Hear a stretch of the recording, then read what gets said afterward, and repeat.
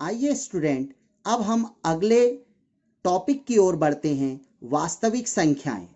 वास्तविक संख्याएं वे संख्याएं होती हैं जो परिमेय संख्या और अपरिमेय संख्या के संयोग से बनती हैं। यानी परिमेय संख्या और अपरिमेय संख्याओं को मिला दिया जाए तो इन सभी का समूह, परिमेय संख्या और अपरिमेय संख्या का समूह वास्तविक संख्याएं कहलाता है।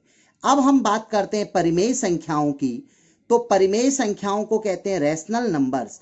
परिमेय संख्याएं वे संख्याएं होती हैं जिन्हें नंबर 1 P/Q के रूप में लिखा जा सके।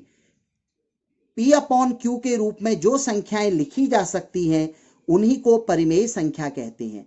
इसमें कुछ शर्त है, जैसे कि जो हर में Q है, Q does not equal to 0, अर्थात Q का मान 0 नहीं होना चाहिए, तथा P व Q सह अभाज्य संख्या होनी चाहिए। सह अभाज्य संख्याओं का मतलब हुआ कि P में केवल P से ही भाग जाए, Q में केवल Q से ही भाग जाए, इसके अतिरिक्त अन्य किसी संख्या से P और Q में भाग नहीं जाएगा।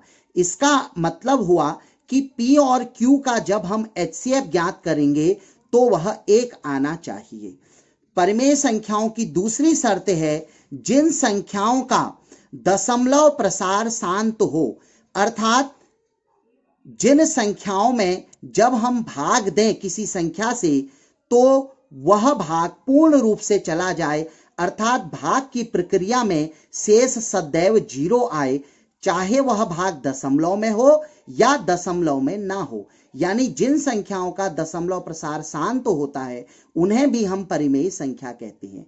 तीसरा इनकी शर्त है, जिन संख्याओं का दशमलव प्रसार अशांत आवर्ती हो। आवर्ती का मतलब होता है कि दशमलव के बाद किसी एक संख्या की बार बार पुनरावृत्ति हो रही हो, यानी वह बार बार रिपीट कर रहा हो। जैसे हमने कुछ उदाहरण लिए हैं, 2.3333, यानी 2.3 बार।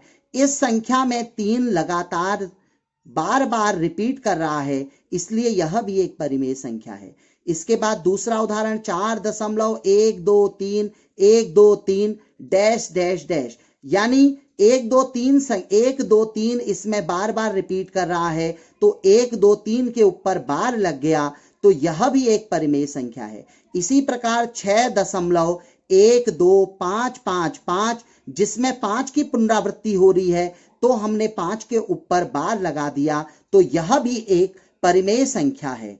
इसी प्रकार एक नोट है इसमें कि 0 एक परिमेय संख्या है, 0 एक परिमेय संख्या है, जबकि पाई एक अपरिमेय संख्या